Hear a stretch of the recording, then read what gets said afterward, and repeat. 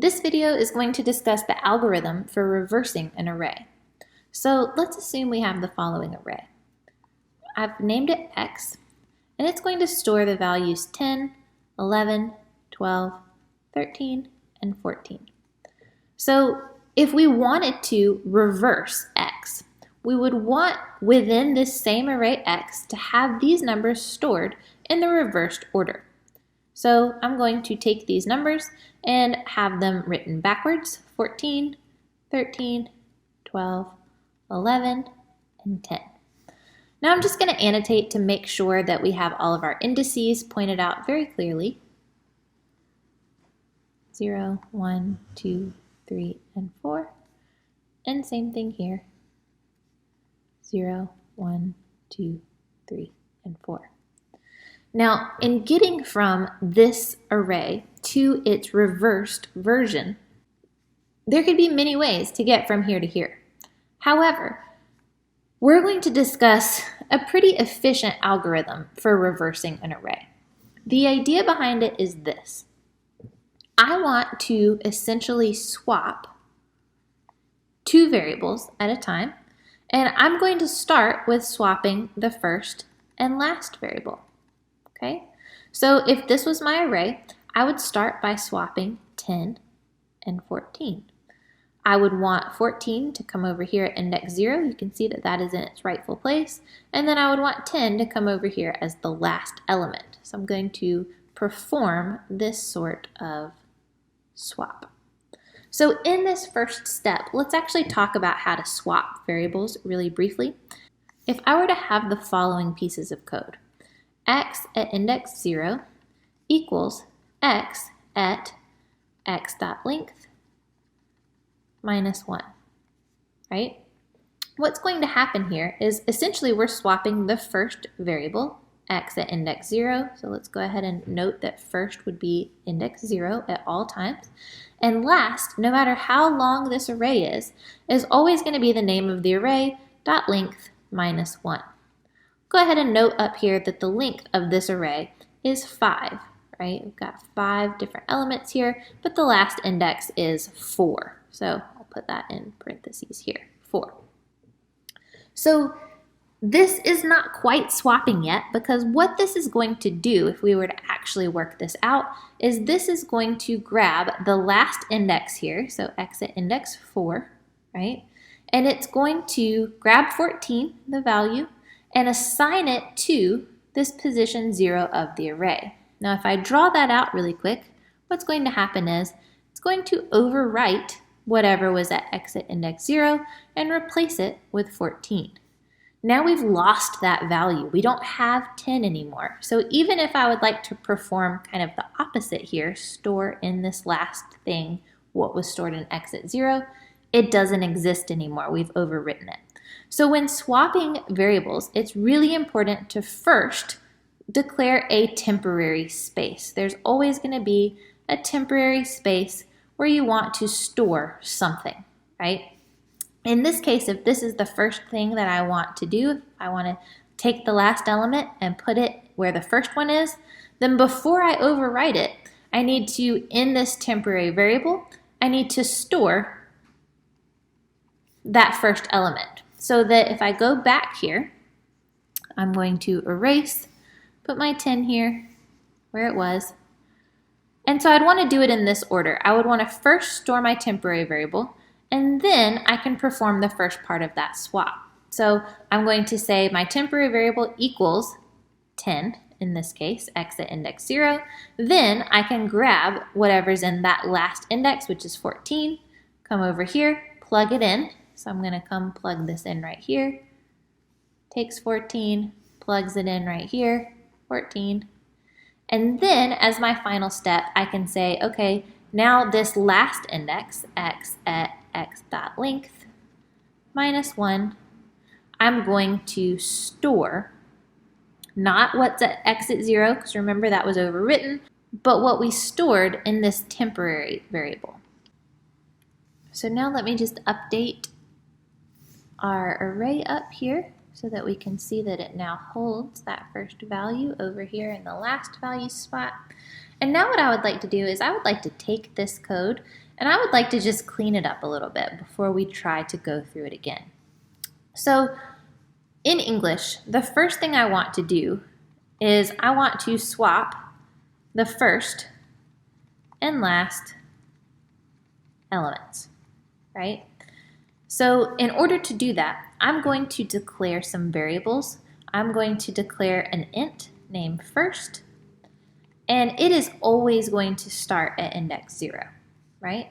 Then I'm going to declare an int named last, and no matter what size my array is, last is always going to be at x.length minus 1. So the length minus 1 is our last index here. So once I have these declared, then I can write this a little bit better.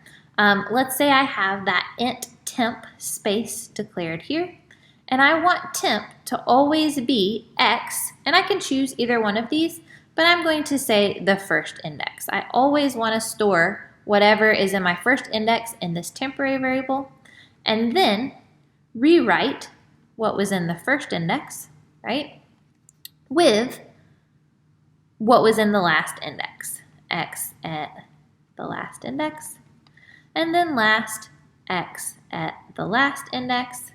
We're going to put in this temporary. So this is kind of the nature of swapping. Almost think about it like juggling. I only have two hands here, so one of these values is going to need to be up in the air. I'm kind of thinking about it in that way, up in this temporary variable before I can land them in the right spot. Okay, so this is pretty much my first iteration to swap those first two elements. Now, where I would go from here, I would then, for number 2, swap the next two elements. And let's actually think about what next two elements we mean. Well, so far I've got 14 in its rightful place, and I've got 10 in its rightful place. I want to go ahead and note that 12, this middle value, is also in its rightful place.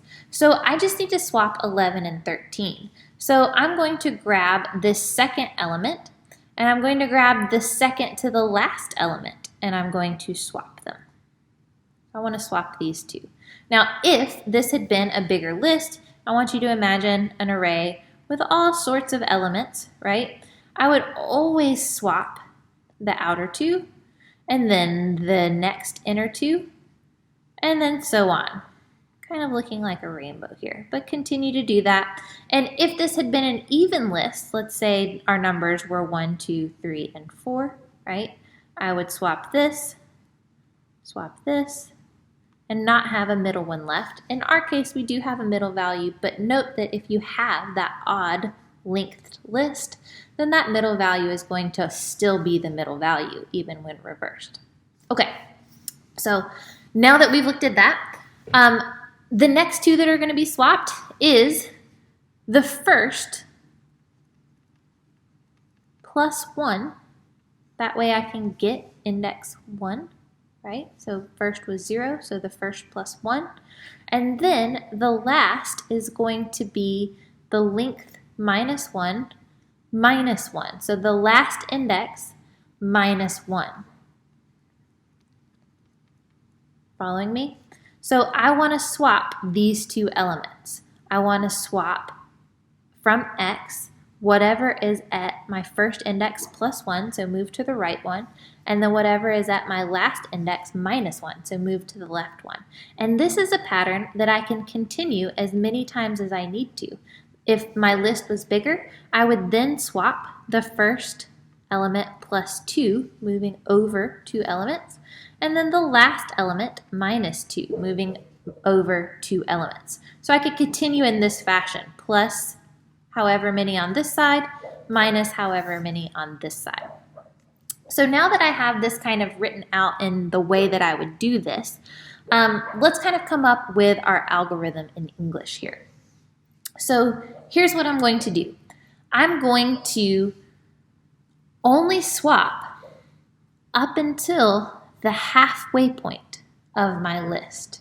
And what I mean here is when I create a loop, I only need to move through about half of the list because I'm already swapping on the other half of the list. So I don't need to come back over here and continue swapping when I get on this side. It's already managed, right? I've got this kind of joint connection here. So what I'm going to do is I'm going to make a loop.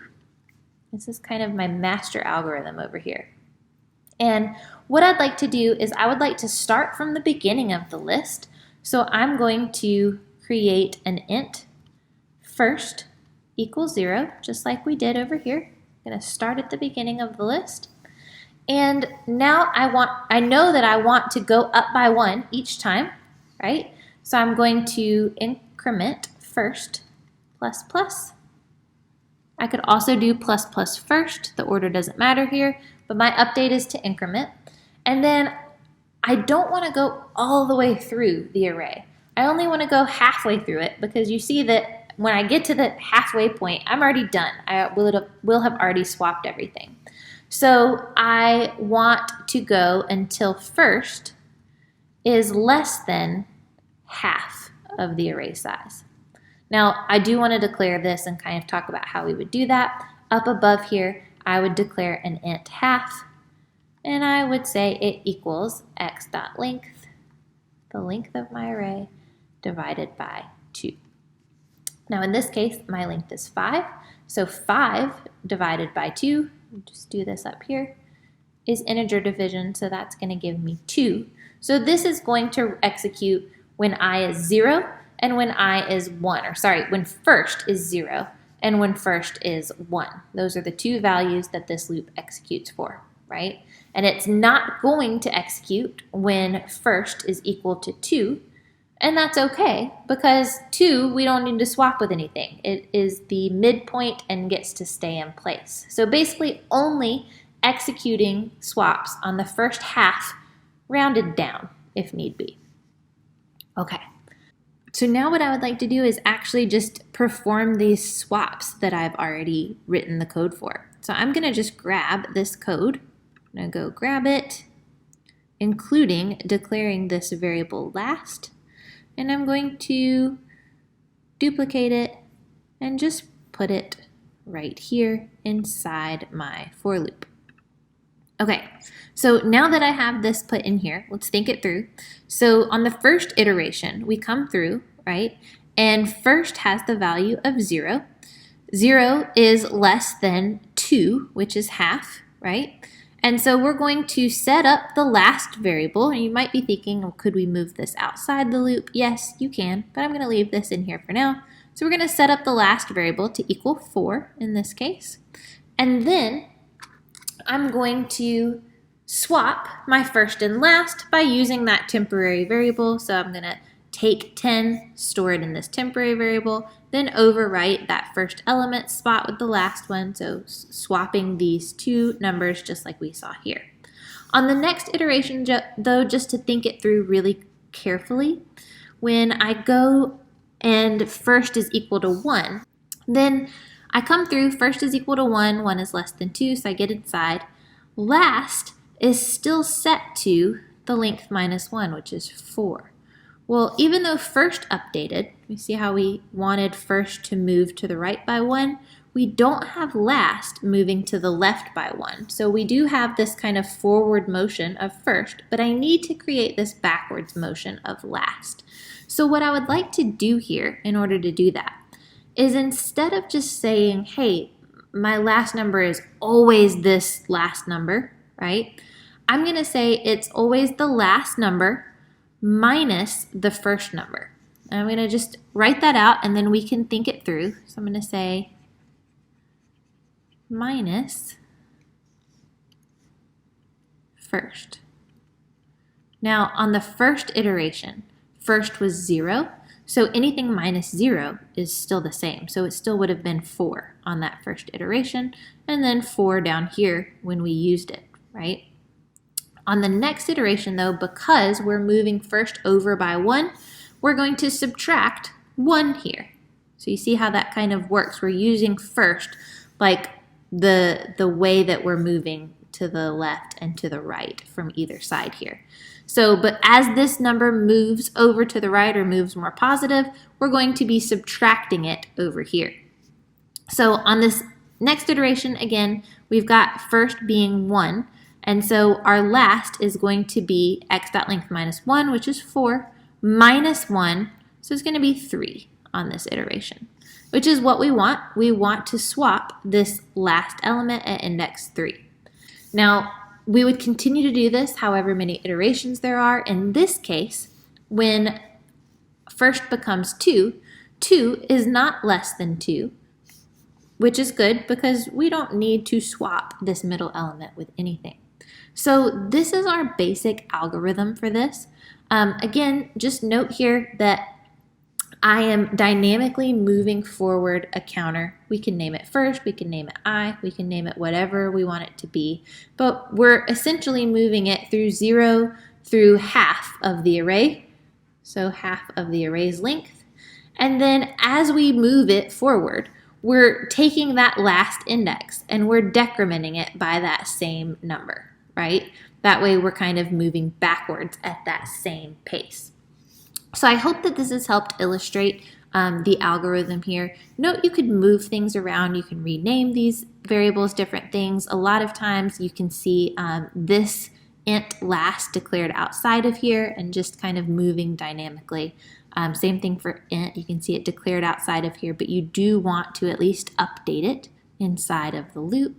But I hope this has helped kind of clarify this algorithm. This is a really common, really efficient algorithm because, again, you only have to move through at most half of your array. All right, have a great day.